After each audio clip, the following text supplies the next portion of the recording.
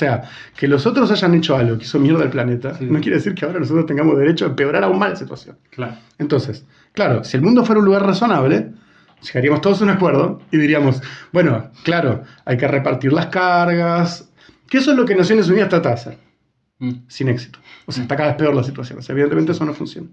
Pero habría que pensar una forma razonable de quién puede emitir, quién no, y cómo esto se va haciendo de forma escalonada. El problema es que no hay más tiempo. O sea, la situación en la que estamos ahora no es, tenemos 10 años para... La situación en la que estamos ahora es, o somos artífices activos de la aceleración de una situación que en 20, 30, 40 años va a hacer la vida, no estoy diciendo que se termine el mundo, pero va a hacer la vida de todos nosotros mucho más difícil y miserable, Claro. migraciones masivas, hambrunas, guerras civiles, etc. O hacemos lo que podemos hacer ya para que eso sea mejor después.